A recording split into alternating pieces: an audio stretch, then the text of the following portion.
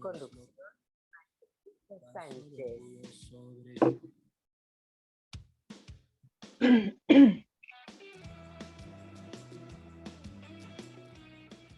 Hola, hola, muy pero muy buenas tardes, bienvenidos a todos. Esto es Lo Dijo un Libro, donde cada semana compartimos un libro diferente, con un invitado diferente, con un autor, con personas que quieren compartir un libro.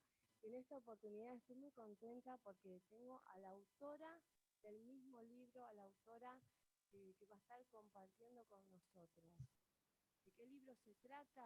El libro se trata No nace de un repollo, y la autora de este libro es la licenciada Evangelina Fisetti, psicopedagoga, magíster en educación, y su matrícula es 121.648. Evangelina, ¿estás ahí? ¿Nos podés escuchar?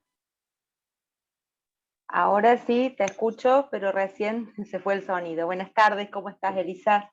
Hola, muy buenas tardes, Evangelina. Muy contenta de poder entrevistarte. Muchísimas gracias por aceptar esta invitación. No nacen de un repollo. ¿Qué nombre de este libro? Nos da la sensación de que somos los responsables de nuestros hijos. ¿Qué tenemos que hacer en este caso? ¿Qué te inspiró, Evangelina, a escribir este libro? Bueno, antes que nada, bueno, escuchaba bajito, pero escuchaba que me estabas presentando. Saludo a la audiencia, a quienes están en vivo y a quienes van a ver luego este material. Y te agradezco la invitación a este programa. Bueno, contarte de que en mis años de experiencia como psicopedagoga, trabajando con familias, con padres, con niños y adolescentes, eh, fui llegando como a ciertas conclusiones, ¿no? En todo mi trabajo, y lo que mucho me ayudó en esto es también la tarea de ser mamá de, bueno, ahora ya 3 hijos adolescentes, en donde uno tiene que soltar en algunos aspectos los libros y la práctica y el estar en terreno de lo que es ser madre y ejercer el rol de la maternidad. Te lleva por ahí a ciertas conclusiones que se despegan de lo teórico. Pero el libro nace de ver, de observar en la práctica clínica, en consultorio y además en diferentes instituciones en las que he estado ejerciendo como asesora, como psicopedagoga de los colegios, ver la implicancia de los padres en los hijos. Es decir, me fui dando cuenta a lo largo de los años que el trabajar solo con el niño o con el adolescente tenía un límite. Claro. Sí o sí, la tarea era trabajar con los padres. Y no desde el lugar de la culpa, ¿no? No desde el lugar de la culpa de lo que al hijo le pasa la tiene el padre, sino desde el lugar del vernos espejados en ellos y de la responsabilidad de entender de que ellos se han configurado y se han constituido en función de nosotros como papás. Y a eso no le podemos esquivar, como quien dice, ¿no? Entonces, esta frase yo siempre la decía y la digo en el consultorio cuando por allí las mamás o los papás me dicen, ay, licenciada, no sé por qué es tan gritón, o no sé por qué se enoja tan fácil. Y bueno, yo siempre en tono de broma les decía, bueno, no nacen de un repollo porque de algún lado tienen que salir, ¿no? Claro. Entonces, haciendo alusión a esa frase que por ahí era como que la repetías seguido, el libro, más allá, y no es la idea generar culpa en los padres, sino poder tomar conciencia de la responsabilidad que tenemos y en el acto de criar, y este libro está pensado para papás, hago el desarrollo para papás de bebés de 0 años hasta jóvenes de 20 años, que considero que es el tiempo de formación y de acompañamiento para la vida adulta. Así es, en todo el libro me faltó leer un pedazo, pero bueno, en la mayor parte del libro que pude leer, no noto que se busque culpabilizar, pero sí poder tomar, ¿no?, nuestra parte activa, lo que nos toca hacer a nosotros como papá, y no desligarnos de eso, porque al fin y al cabo es nuestra responsabilidad. Pero bueno, arrancás un poco del tema, ¿no?, haciendo un poco un paseo histórico, ¿no?, por lo que ha sido la educación y la crianza. ¿Podés comentarnos un poquito cómo ha cambiado esto en el tiempo? Sí, justamente investigando y saliéndome un poco de la casuística, es decir, de los niños en el consultorio, en la escuela, y de mis propios hijos también como mamá, me fui a investigar desde dónde rigen los paradigmas y patrones de crianza de la actualidad. Y bueno, me fui encontrando con que en realidad, como todos sabemos, los paradigmas culturales no son algo que nazcan de un día para el otro, sino que se vienen como cocinando, por decir así, y elaborando a lo largo de cientos de años, ¿no? Un paradigma es una estructura, una forma de pensar, una mentalidad que tiene como muchos entramados sociales, culturales, ideológicos, políticos, que hacen a la configuración de algo que se cree y se piensa, ¿no? Y la crianza en sí misma ha tenido diferentes patrones y diferentes paradigmas a lo largo de la historia, ¿no? Yo más o menos me posiciono a lo largo de estos últimos 30 años o 40 años, por decir así, esta última generación más o menos de nuestras edades, ver cómo se viene desarrollando y por supuesto que tomo algunos puntos universales, pero me posiciono más bien en la historia de nuestro país.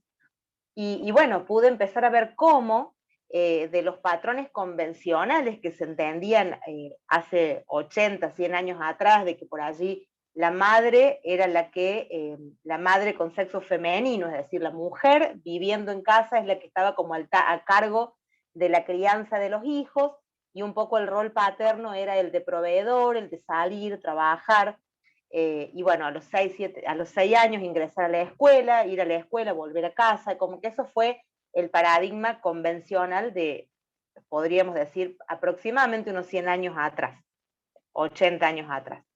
Luego, lo que pasó pasaron diferentes cuestiones a nivel sociopolítico, como por ejemplo la igualdad de la mujer a nivel social en los cargos y en la inserción laboral, la posibilidad del voto, de poder votar, la igualdad civil de la mujer, hizo de que se generaran diferentes cambios en esta cosmovisión de que la mujer es la que se queda en casa y el hombre es el que sale a trabajar, juntamente con todo lo que es la implicancia económica, el consumismo, que influyó muchísimo, en donde las familias ya no podían sostenerse, comenzaron a tener esta imposibilidad de que ya un solo sueldo, un solo ingreso de uno de los cónyuges no alcanzaba.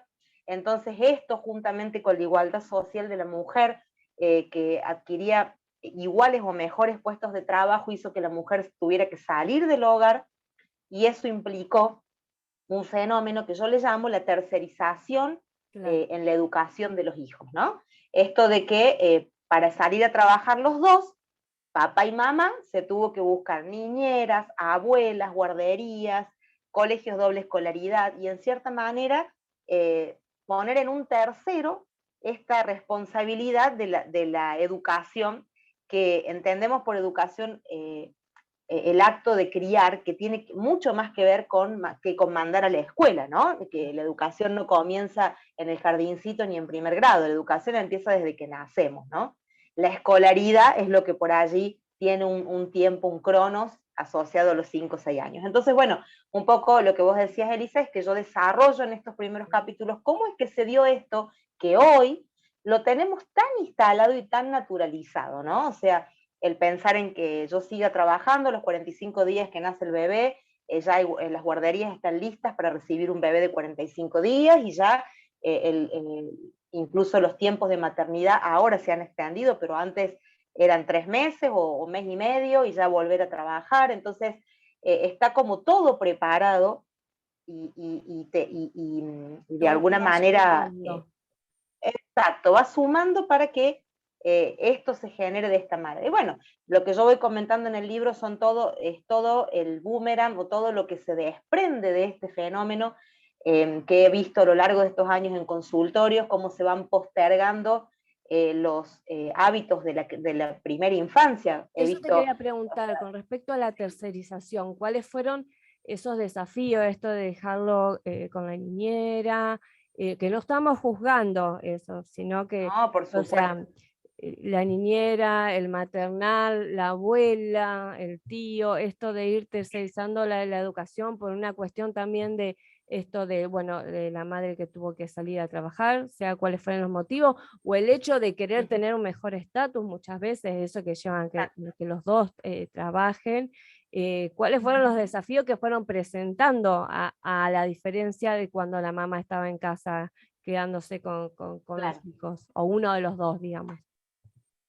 Está buenísimo esto que haces hincapié en el hecho de no juzgar, porque además todos estamos en este mismo sistema y a Claro, todos nos viene pasando porque, como hablaba al principio, un paradigma es una configuración de redes que hacen a la naturalidad de algo y uno no se cuestiona si tienen que salir a trabajar, tienen que salir a trabajar y punto. Y los niños tienen que quedar al cuidado de alguien. Y uno como padre siempre vela por lo mejor para sus hijos. Yo en esto no estamos juzgando, sino haciendo una lectura de de un la recorrido realidad. histórico en los cambios de paradigma en la realidad, exactamente. Y un poco los desafíos o lo implícito en esto es que todos los profesionales de la salud coincidimos y estamos viendo cómo, por ejemplo, una de las cosas en las que ha impactado esto de que mamá y papá se corran un poco de la crianza y sean criados por abuelos o niñeras o guarderías, no dudamos de la buena intención y del amor que hay en quien cuida a nuestros hijos. Si buscamos una niñera, vamos a buscar de confianza, si los abuelos le dan todo su amor, o sea, eso no está en juego. Pero las características de la manera de criar no tienen la misma solvencia una niñera que una mamá o una abuela ya cansada o que ha criado, o una guardería en donde son más de 20 o 15 niños o 10 niños para atender. Entonces esto ha generado que la postergación en los hábitos de la primera infancia se prolonguen. ¿Como cuáles? Como dejar el chupete, como dejar los pañales, como la estimulación en el lenguaje, que es el lenguaje y el pensamiento son actividades cerebrales que funcionan interdependientemente y se desarrollan de manera simultánea. Son todas cuestiones que necesitan, como yo digo en el libro, ponerle el cuerpo, ¿no? Y prestarle atención y ponerse, como quien dice, las pilas, todos las que somos mamás o las que hemos tenido oportunidad de acompañar bebés en esta edad, sabemos que, bueno, que si bien el niño, por ejemplo, deja los pañales por una madurez neurobiológica, también necesito una estimulación del ambiente para que esto suceda, ¿no? Y tengo que yo estar por atrás, estar atento, llevarlo al baño, enseñarle, explicarle, tolerar la frustración de que se haga encima una, dos, tres veces. Y es decir, todo esto implica un tiempo que a veces por estar trabajando ambos papás no se puede desempeñar. Entonces, los pañales se postergan, las mamaderas se postergan para que siga tomando leche, porque los transportes escolares vienen muy temprano a la mañana y para que el niño vaya desayunado le enchufan, como yo digo, la mamadera y van tomando la leche en el transporte en primer grado. Entonces esto desarrolla incluso deformaciones en el paladar y orofaciales que luego implican que el lenguaje no se desarrolla saludablemente y no se les entiende cuando hablan, y van generando diferentes trastornos y situaciones en donde los aprendizajes se ralentizan y donde se van viendo que se perjudican ciertas funciones y habilidades psicológicas que se podrían optimizar de otra manera si vamos en tiempos adecuados haciendo la estimulación adecuada. Esa, por ejemplo, es una de los impactos que yo voy dándole forma en el libro y explicando y dando estrategias también de resolución, no solo mirándolo desde el aspecto de una lectura crítica, sino también cómo ayudar en esto y cómo ser equilibrados entre un mundo que nos exige trabajar y a la vez no tercerizar a pleno, digamos, la educación de nuestros hijos, sino estar presentes. ¿Y de qué manera estar presente y al mismo tiempo poder seguir con las actividades? Que a veces requiere postergaciones, ¿no? Exactamente, pero también haces una lectura muy importante con respecto a esto que decíamos al principio, eh, de querer darle lo mejor. Esto por querer darle lo mejor, trabajar más para que nada les falte, porque a lo mejor a nosotros nos faltó, y para que tengan todas las posibilidades de estudiar, para que tengan lo mejor. Muchas veces por eso le vamos quitando otras cosas, porque haces una lectura bien firme en ese aspecto, con mucho amor, por supuesto, pero sí de que muchas veces se le presta más atención a esto de que no les falte nada y entramos en otras cosas como a justificar también, no me quiero ir con dos cosas juntas, pero hablar de un termo de los psicologismos, ¿no? Que también como que intentan justificar ciertas cosas, podrías abordar un poquito más ahí, porque muchas veces a lo mejor como papás queremos darle lo mejor, eh, Ujú. vamos perdiendo otras cosas esenciales. Claro. Sí, totalmente. Bueno, en uno de los capítulos yo desarrollo lo que son las creencias que se fueron configurando en la maternidad y en la paternidad, creencias erradas que el mismo sistema nos fue haciendo incorporar acerca de la maternidad y las culpas, ¿no? Por ejemplo, la creencia de que tenemos que ser mamás y papás perfectos, que no nos podemos equivocar, la creencia de que todo lo que hago va a traumar a mis hijos. Y una de las creencias es esta, ¿no? Que trabajando mucho le voy a dar a mis hijos lo mejor. Entonces, justamente yo hago hincapié en poder hacer una lectura de qué interpreta un niño y qué cree un adulto que es dar lo mejor. Claro. En los años de consultorio he tenido la experiencia de niños en donde sus papás trabajaban de sol a sol, con todo el amor del mundo y el afán de darles lo mejor, pero justamente los niños hacían síntomas, y en los lugares que puntualmente hacen síntomas es en el aprendizaje y en la conducta, también en el lenguaje, pero básicamente en aprendizaje y conducta, en donde ellos estaban llamando a sus padres a que querían estar con ellos, básicamente. El niño no puede interpretar que un papá o una mamá que estén 12 horas afuera es porque quiera darles lo mejor, aunque el papá y la mamá lo creen así, y de hecho el amor está puesto en eso, pero el niño a veces espera menos cosas de marca, menos juguetes, o necesita, digo, porque si es por esperar, claro que les gusta recibir, Claro. eh, y más tiempo con ellos o más dedicación en aspectos claves y fundamentales. A ver, yo no me refiero a decir, bueno, ahora dejemos el trabajo y nos quedemos con nuestros hijos, porque tampoco es sano. Pero digo, me ha tocado, por ejemplo, Elisa, trabajar en escuelas, en gabinetes escolares, y ver niños con fiebre, por ejemplo, llorando, que su papá y su mamá los vengan a buscar descompuestos, vomitando, y tener que yo misma llamar en nombre de la escuela y que los papás me digan, mira, no puedo salir del trabajo, me tendrá que esperar así, o esperar el horario que el transporte lo busque. Así que téngalo hasta que yo pueda. Y no con maldad, sino con todo el dolor del mundo los papás, pero no poder ir a buscarlos. Y estas cuestiones son las que hacen mella en el corazón de un hijo en repetidas veces, ¿no? No es que por una vez que pase, sino que en repetidas oportunidades esta especie de abandonos emocionales, o no estar con mis hijos cuando están con fiebre, ¿no? O no poder ir nunca a un acto, o no poder, digamos, estar en, en experiencias que para ellos son claves en el crecimiento y en el desarrollo, va dejando por allí resabios y va haciendo, generando situaciones que pueden desarrollar síntomas en donde ellos después piden a papá y a mamá de una manera no saludable, ¿no? En problemas en el aprendizaje, dificultades conductuales y otras sintomatologías que se pueden desencadenar por esto, ¿no? Claro, la verdad que clarísimo. Creo que a todos nos llega de una manera y bueno, lo vemos y lo sentimos, ¿no? Cuando vemos algún caso que a lo mejor suele pasar o tratamos de estar pendientes, ¿no? De que eso no pase. Y los chicos de alguna manera, tengan la edad que tengan, lo demandan. Necesito pasar tiempo con vos. Es como es ese lenguaje de amor donde ellos necesitan. Mírame, mi hijo. Yo tengo una hija de 16 y uno de 5, y mi hijo me dice, mírame. No alcanza a veces cuando uno lo escucha, mírame, dame eso. Y ahí donde a mí me baja, me hace ese clic, ¿no? Decir, bueno, tengo que estar, pero con todos mis sentidos tengo que estar, no solamente estar, Exacto, que exacto. sepa que yo quiero estar, sino con todos mis sentidos puesta ahí. Y los Ese chicos es te el lo hacen punto. notar. Y como vos decías, el anclaje visual, ¿no? La mirada, el mírame, es muy importante. Hay edades en donde es clave, como vos decís, estar de cuerpo y alma presente, porque a veces hay papás y mamás que trabajan en su casa y que están 24 horas en casa, pero trabajando. Entonces, el niño no dispone de nuestra atención, es decir, no estamos disponibles psíquicamente para ellos. O por ahí estamos atravesando situaciones personales muy difíciles y estamos en casa, pero nuestra mente está en otro lado. Entonces, el punto de lo que yo voy desarrollando en el libro no es crear la culpa, de decir, bueno, y entonces, ¿cuál es el punto y cuál es el equilibrio?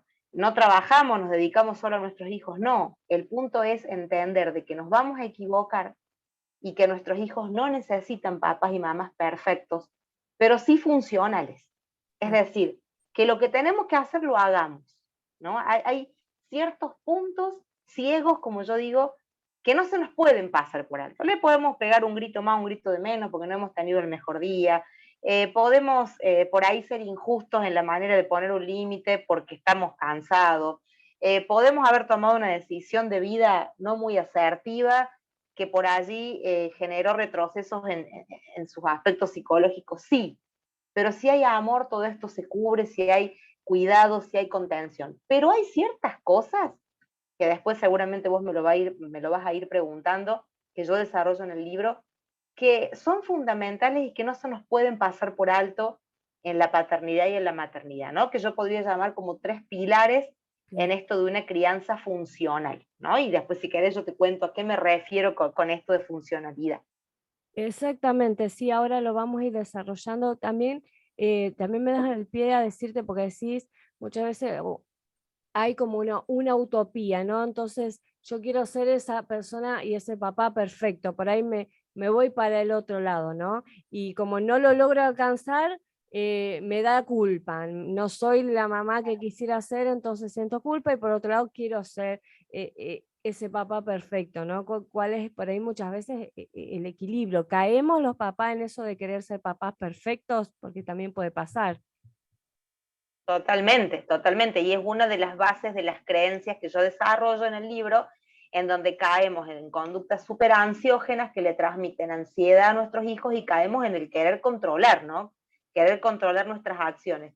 Si lo saco de la cama grande, si lo pongo en su cama, si no lo saco, si le reto, si no lo reto, si le grito, si no le grito, si le digo, si no le digo. Y no fluimos en una naturalidad con ellos. Y estamos todo el tiempo ansiosos, pretendiendo una perfección que desde ya les digo a todos los papás y mamás que oyen esto o a abuelos que crían, nunca vamos a llegar. Porque la perfección vive en nuestra mente, ¿no? O sea, la perfección es según nuestros criterios. Está bien, el psicologismo que vos mencionaste hace un rato remite a que muchos aspectos técnicos de descubrimientos de la psicología o desarrollos teóricos que la psicología empezó a exponer, antes estaban enfrascados en el consultorio y luego a través de los artículos periodísticos, de revistas, se empezaron a popularizar y se empezaron como a diluir y a licuar y a malinterpretar en el imaginario social. Entonces esto decantó en, ahora los psicólogos dicen que no hay que disciplinar a los hijos, ahora los psicólogos dicen que hay que pedirle opinión si uno tiene que tomar una decisión, y no es real así, no es así, está como diluido, entonces todo esto generó mucha culpa en los padres, ¿no? En esto de decir, si no le puedo levantar la voz porque los traumo, entonces los dejo hacer lo que quieran y nos vamos al otro lado, Claro. ¿no? Y no es ni una cosa ni la otra, ¿no? Al psicologismo yo le llamo a este desdibujamiento de lo que por allí la teoría y la técnica nos da como herramienta, que se va diluyendo el de en boca, ¿no? Y va armando conceptos que no son realmente así, ¿no? Aterrizan Entonces, cualquier cosa, digamos, exactamente, exactamente. un poquito más Entonces, criollo. claro. Entonces el punto es que la perfección, como para cerrar la idea de lo que me preguntaste, nunca la vamos a lograr y tampoco es lo que nuestros hijos necesitan, ¿no? O sea, no necesitan papás perfectos, sino papás funcionales, que se equivoquen, pero que en la equivocación haya un te pido perdón, un rectificar mi accionar, un ser humilde y si alguien me da un consejo, cambiar mi postura, bueno, y después voy adentrándome un poquito más en lo que es la funcionalidad. Claro, quería ir con estas falsas creencias también, esto que muchas veces podemos llegar a tener los papás de un lado y del otro. No quiero que vivan lo que viví yo, a lo mejor un papá, una mamá muy autoritarios, entonces soy muy blanda, muy laxa con mis hijos, o al revés, o no tuve límite, entonces los excedo totalmente el límite porque yo no tuve ninguno, o yo no tuve nada, le doy todo. ¿Qué pasa con esto de no querer repetir la historia y terminar muchas veces haciendo un daño o incluso repitiéndola en ese afán de no querer repetirla? Sí, puntualmente esa es una de las creencias, una de las más fuertes, ¿no? Los Mm. grandes temores que nos acechan a los padres, el tema de repetir las historias, ¿no? Como vos decías, me pegaron toda la vida, entonces cuando tenga hijos, como promesas que nos hacemos, ¿no? Cuando yo tenga hijos, no les voy a levantar un dedo por todo lo que yo sufrí, o al revés. Papás y mamás que nos dejaron hacer lo que quisimos y anhelamos que nos hayan puesto límites, que nos hayan marcado el camino, entonces decimos, bueno, el día que yo tenga hijos no les voy a dejar pasar una, y caemos en el autoritarismo, ¿no? Claro. Entonces, el punto es poder aferrarnos a esta creencia. Hay un punto en donde es imposible no repetir historias. ¿Desde qué lugar? Desde que así como nosotros configuramos a nuestros hijos de alguna manera, porque fueron criados como podríamos decir, nuestra imagen y semejanza, ¿no? Quien los crió va configurando en ellos, si bien ellos tienen su personalidad y luego van tomando de nosotros identificaciones y van siendo ellos mismos, pero gran parte de nosotros está impregnado en ellos, gran parte de nuestros padres está impregnado en nosotros. Entonces, nosotros somos lo que hicieron de nosotros, tanto en los aciertos como en los desaciertos de nuestros papás, o de quienes nos hayan criado y hayan cumplido esta función. Entonces, hay historias que a veces son imposibles no repetirlas, pero lo sano en nosotros es poder verlas, poder darnos cuenta y poder hacer lo posible por intentar o cambiarlas o buscar ayuda desde algún lugar para que sea lo menos nocivo en nuestros hijos. Y hay historias muy buenas para repetir, ¿no? Claro. Hemos vivido cosas muy buenas también en nuestra crianza, pero las que no son tan buenas, es importante que eh, podamos resignificar esta mochila de culpas, porque si no es una tortura permanente, ¿no? El día que, no sé, le levanto la voz a mi hijo o le grito por algo y trae en memoria cómo me gritaban a mí y, y entonces intento deshacer toda autoridad diciendo, no, hijo, no, está bien, te pido disculpas porque te grité, pero lo que te digo es así y es bueno que obedezcas, hijo. O sea, no tampoco deshacernos ante nuestros hijos porque si no, perdemos esa autoridad, digo, no se pierde, la autoridad es, pero digo, he visto por allí situaciones en donde los papás, por temor a repetir historias, desandan tanto el camino que después no saben cómo poner límites a un hijo por miedo a no ser autoritarios como fueron con ellos mismos. No sé si me explico. Sí, sí, sí, totalmente. Otra de las falsas creencias también es que nuestros hijos nos completan, ¿no? Como poniéndole una carga a ellos, que ellos completan los que nos faltan a nosotros y también diciendo que a nosotros nos falta algo, que lo llenan ellos. Es como una carga que ponemos en ellos o que los padres ponen en ellos.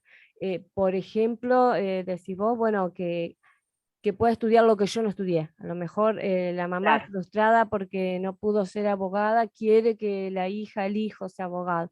O lo que Uh fuera -huh. esto, como que el hijo es una extensión mía y no es una persona en sí Uh misma. -huh. Claro, claro, totalmente.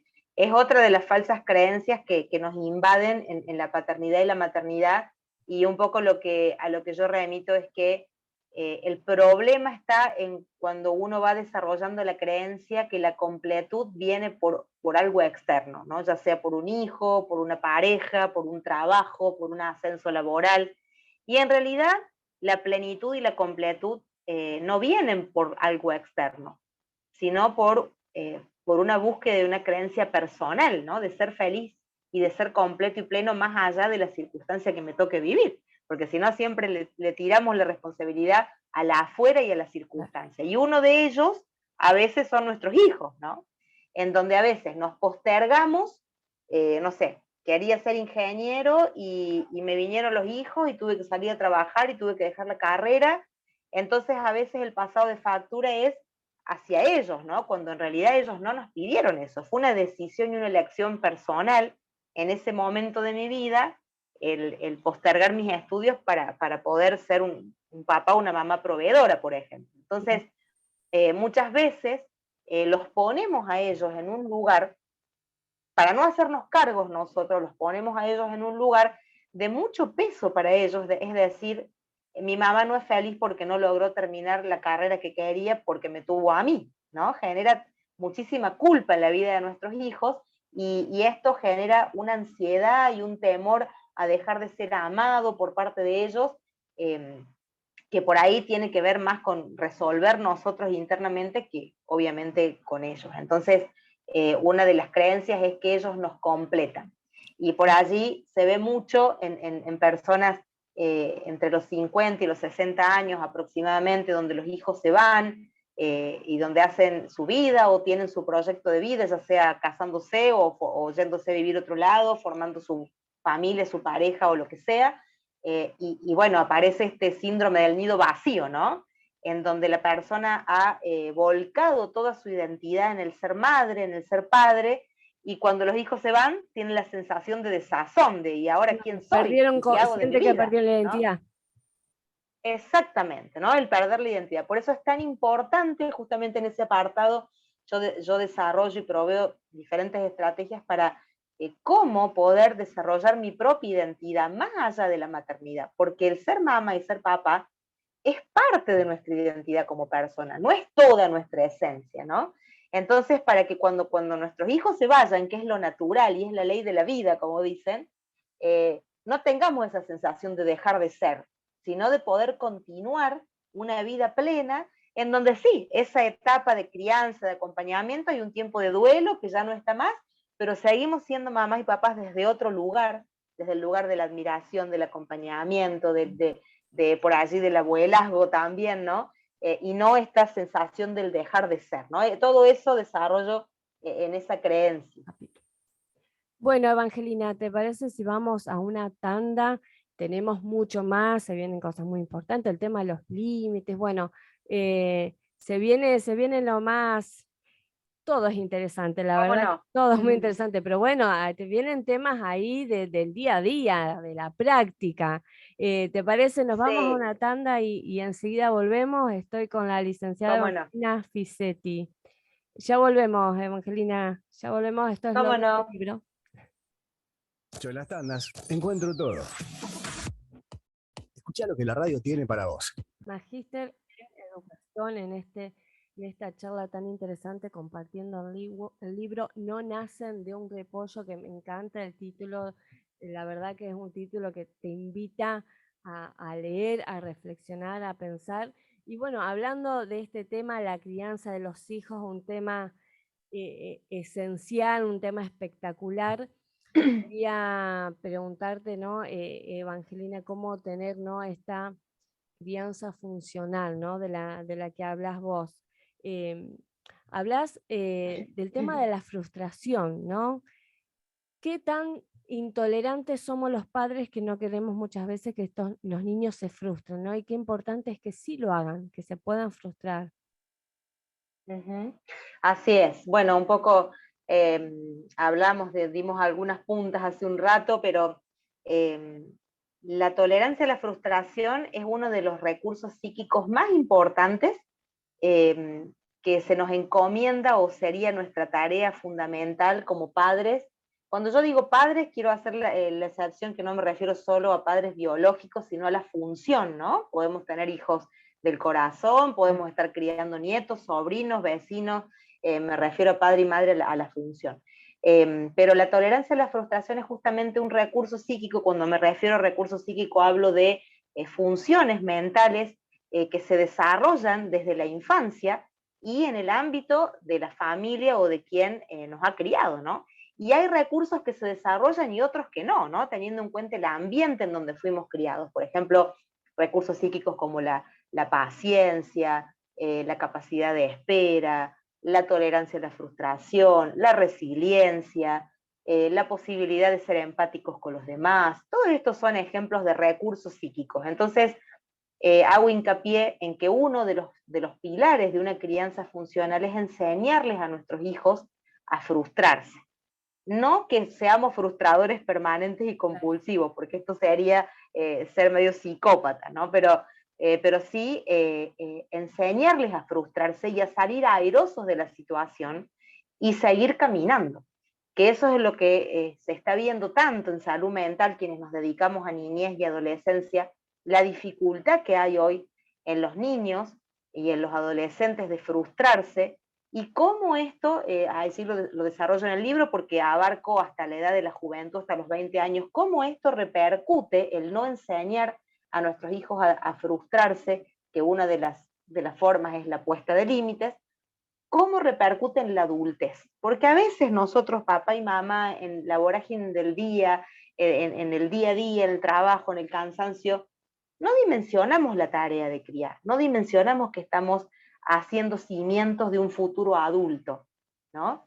Sí, son frases hechas y populares, de decir, bueno, son el mañana, los niños de hoy son el mañana de la sociedad, son el futuro de la sociedad. Sí, sí, pero es real, ¿no? Y en un ponerle el cuerpo y calmar un berrinche y enseñarles a frustrarse, estoy desarrollando ese cimiento que mañana va a necesitar ese adulto para tolerar un semáforo en rojo, por ejemplo, y no bajarse y darle una trompada al otro conductor, y tolerar la frustración de esperar un semáforo en rojo.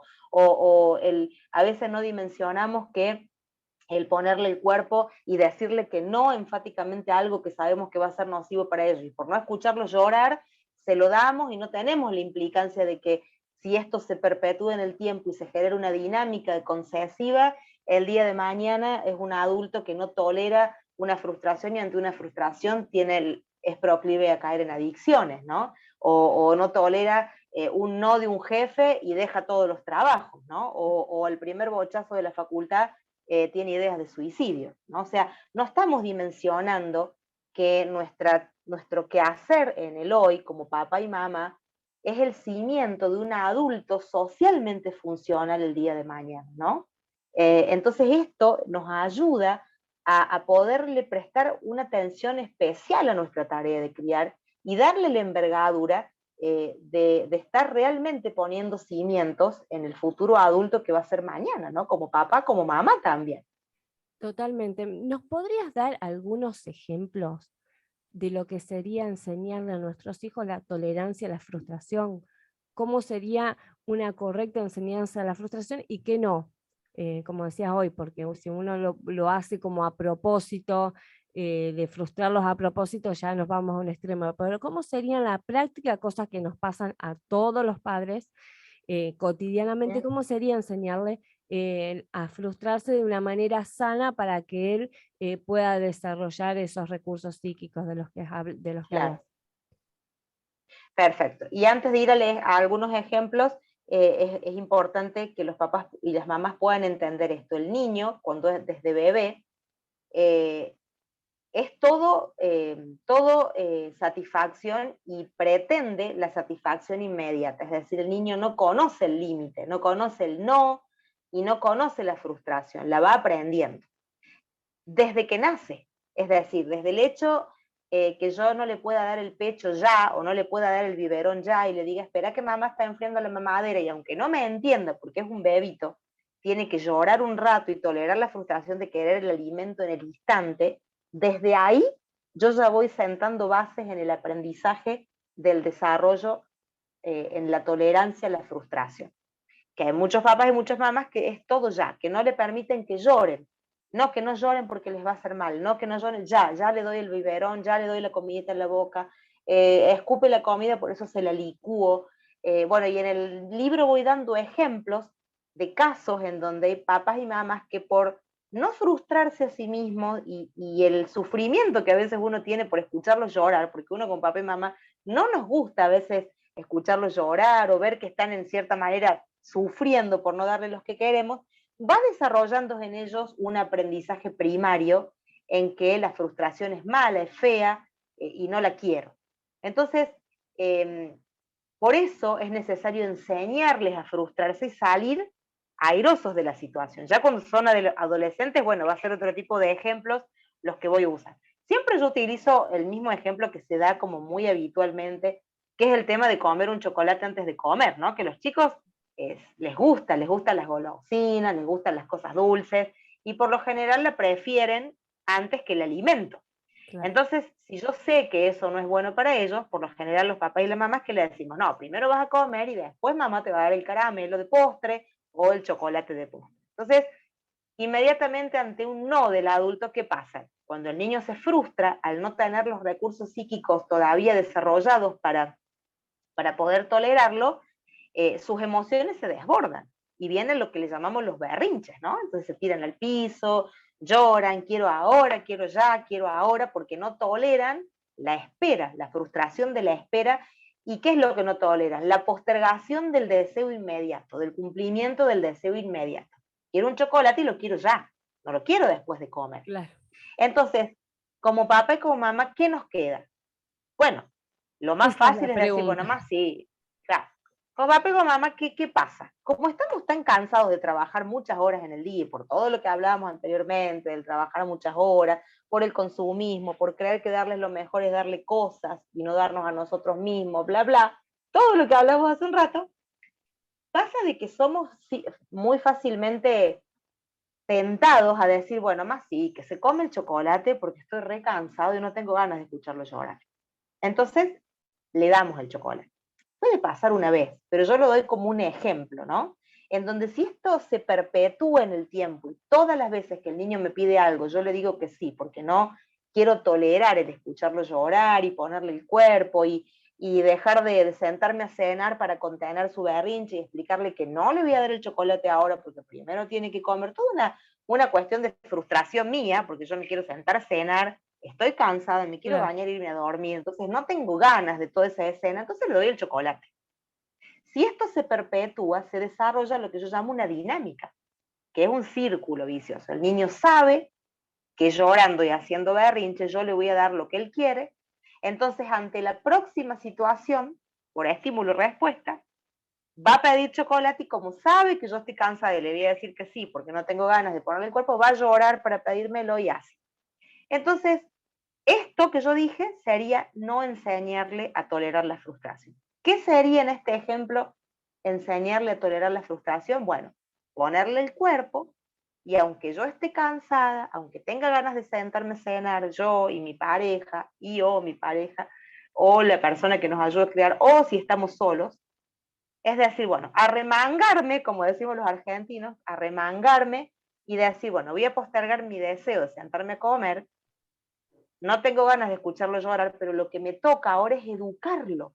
Claro. Y esas son las situaciones en donde donde yo tengo que educarlo emocionalmente a mi hijo, no mandarlo a hacer un curso de caritas felices, contentas y enojadas. La educación emocional empieza en casa, en donde yo le enseño, mira hijo, si yo sé que estás enojado, ya sé que querés el chocolate ahora, pero mamá o papá no te lo vamos a dar ahora porque no te hace bien. Primero vas a comer la comida y después el chocolate. Lo calmo, lo abrazo, lo contengo. Primero espero que deje de llorar para luego darle la explicación. Ahí en el libro voy explicando el paso a paso de cómo contener un berrinche, que es muy esperable entre los 2 y 3 años. Y luego de eso lo contengo, espero, le vuelvo a dar la explicación, nos sentamos a comer y lograr que aunque sea coma 2 bocados para luego darle el chocolate, porque a veces no podemos esperar que se coma todo el plato a los 2 años para yo darle el chocolate, por ejemplo, ¿no? Y esto va a pasar repetidas veces, y va a pasar cuando vaya a comer afuera también, y me voy a tener que levantar, sacarlo afuera, explicarle en el restaurante, mientras toda la familia sigue comiendo, y me tendré que intercambiar un rato yo, un rato el papá, un rato la mamá. Esto es educar, esto es enseñar a tolerar la frustración. Y en la adolescencia es similar, o sea, ellos también hacen berrinche, ¿no? Quiero ir a esa juntada y yo sé que esa juntada no está buena y sé que, no sé, va a correr alcohol, que no quiero que mi hijo participe o por lo que sea, y no vas a ir a la juntada, y ellos hacen berrinche también, y bueno, tendré que poner el cuerpo, enseñarle, tolerar la frustración de que mi hijo me diga cosas en la adolescencia dolorosas, que me grite, que intente sobrepasar mi autoridad, ponerme firme, decirle, mira hijo, por tu bien no vas a ir, tolerar la frustración, el rechazo, ¿no?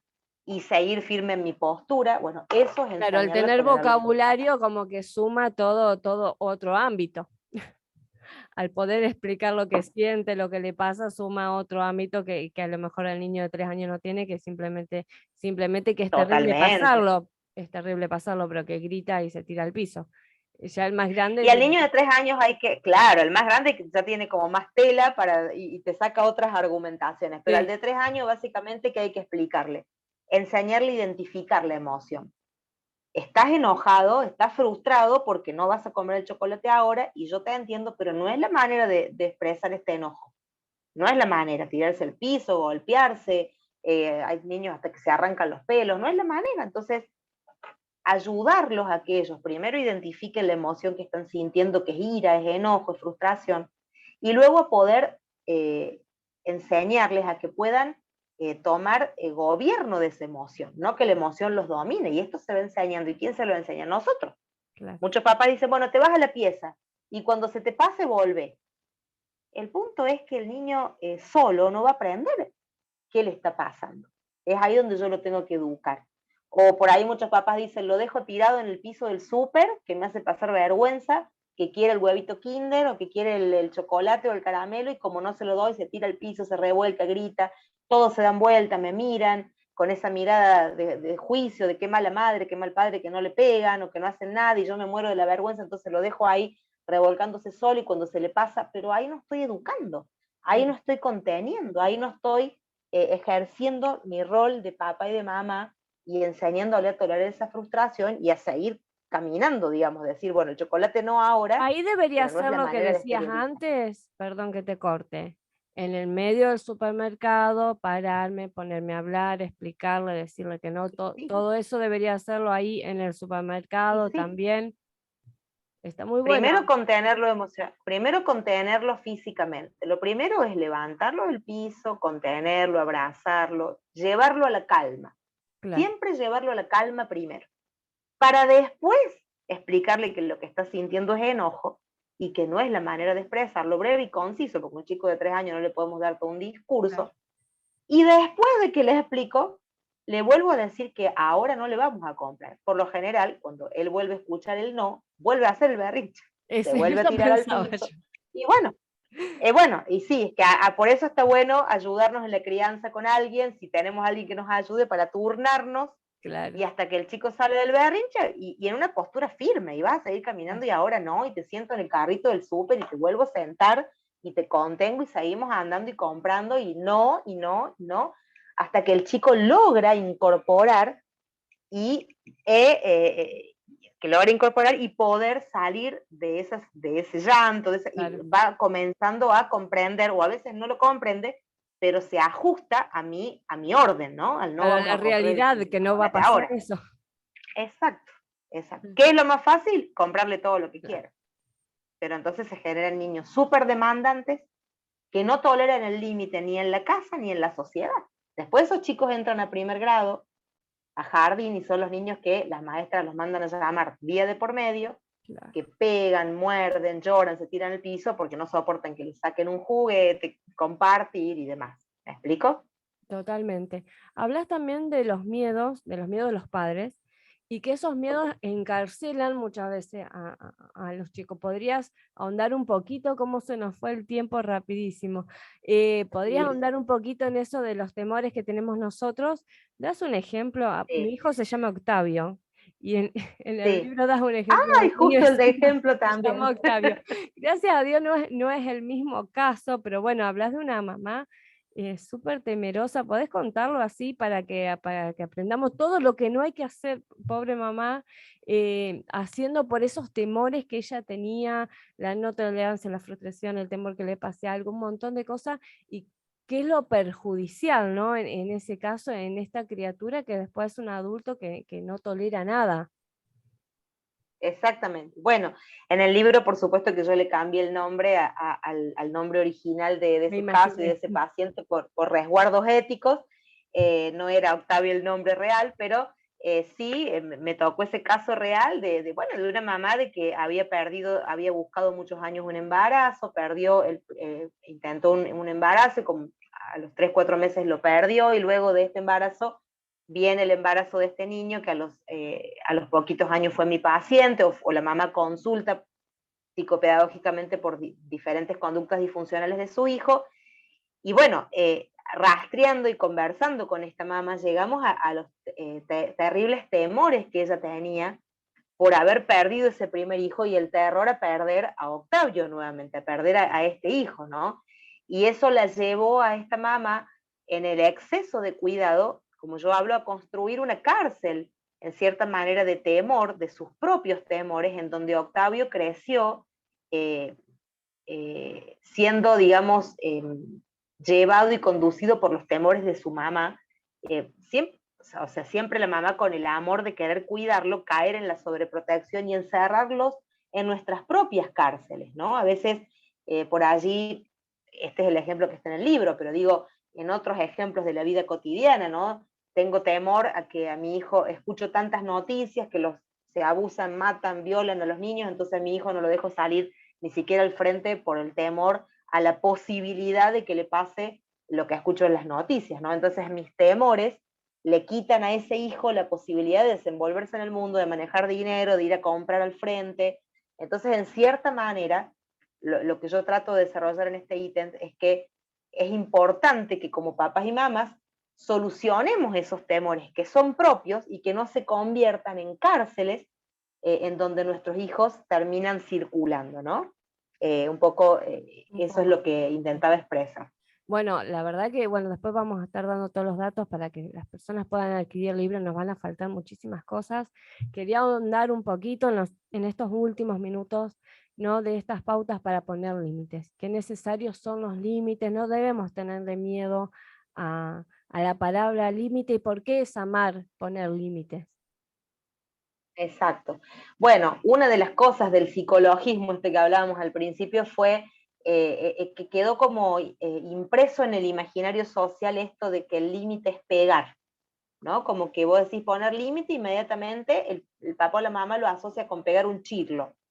Y en definitiva, eso no es solo, o sea, no solo es un tipo de límite coercitivo que por ahí no es lo mejor, pero antes de eso, hay muchas instancias que funcionan como límite en la vida de nuestros hijos. Nuestros hijos nos piden límites porque lo que nosotros hacemos, en definitiva, es formar un individuo. Primero es un sujeto, que está sujeto a nuestras emociones, a nuestra forma de creer, de ser y de pensar, y vamos empujándolos del nido hasta que ellos son individuos. Y en este proceso, que es la crianza, hasta que ellos son individuos, lo que necesitan para el proceso de individuación es el límite, hasta dónde yo y hasta dónde él, ¿no? Y en este proceso de criar, lo más importante es justamente poner límites. Y ponemos límites de muchas maneras. Desde el hecho de decir, bueno, basta de cama grande, sale de la cama grande, ya es tiempo de que duerme en su cuna, en su cama. Y no tiene que ver con los recursos que tengamos, poniendo un ropero en el medio, poniéndolo en su propia cama, aunque sea en la misma habitación, más adelante le puedo construir una habitación. Eso es poner límites. El decir, estamos hablando los adultos, no intervengas en la conversación, es ponerle límites. El no permitir que vea una película con lenguaje adulto es ponerle límites. Digamos, animarlos a que puedan, digamos, ser respetuosos a una autoridad es ponerles límites. Es decir, el límite no es solamente gritar, pegarles un grito o pegarles un chirlo. Entonces, ¿por qué es tan necesario el límite? Y esto es lo que vos decías.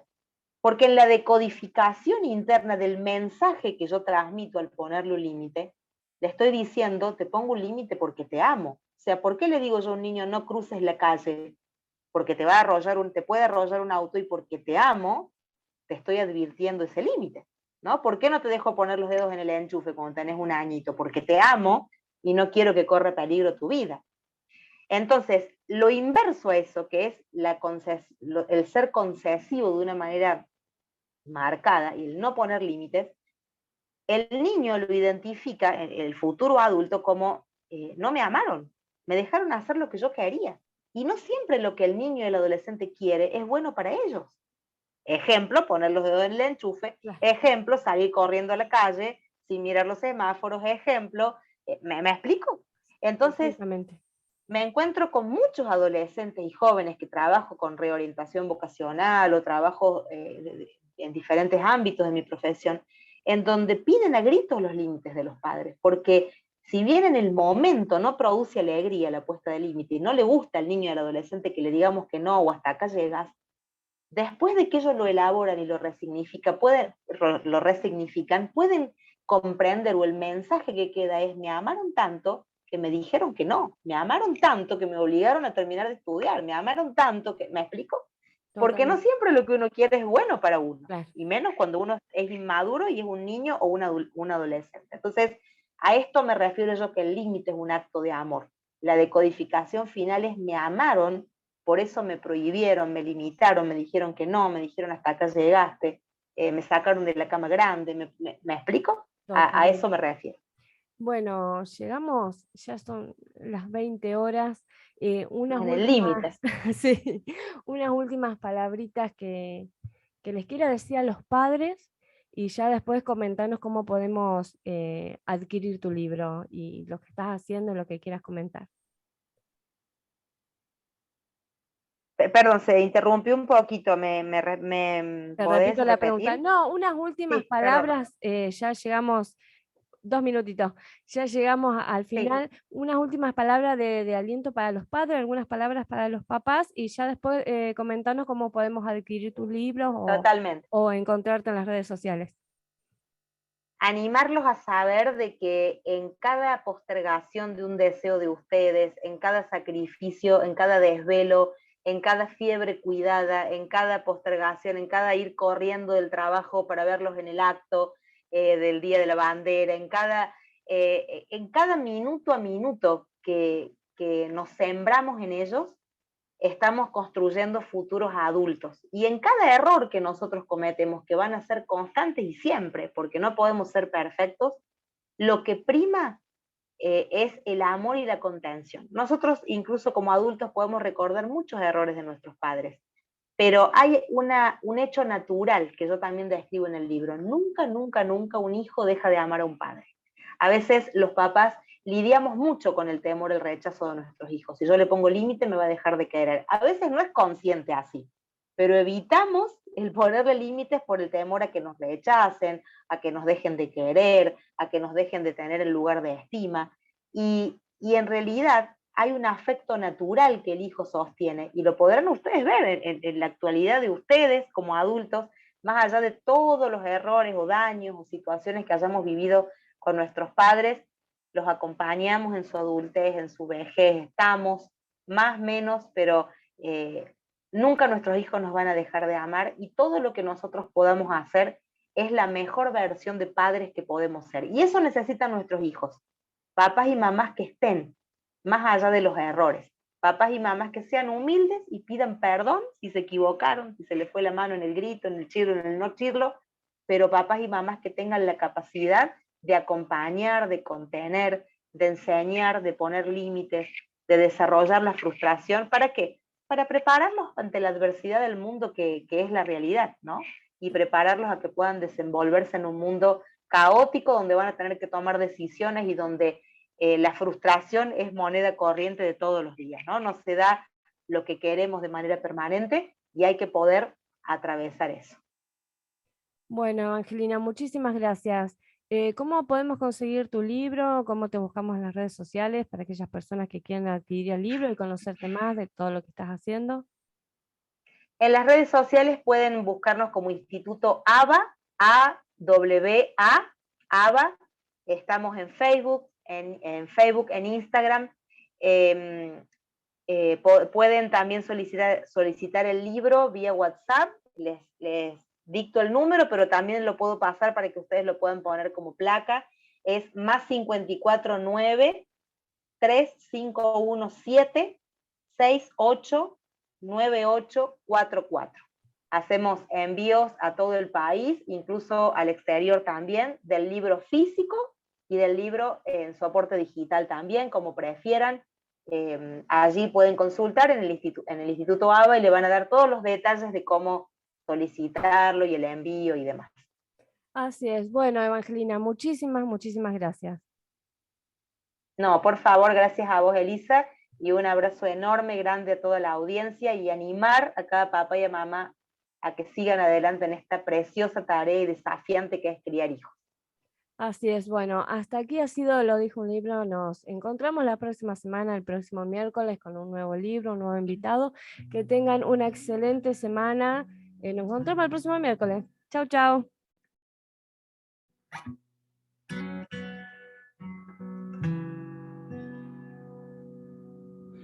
No pienses que no tengo presente tu camino.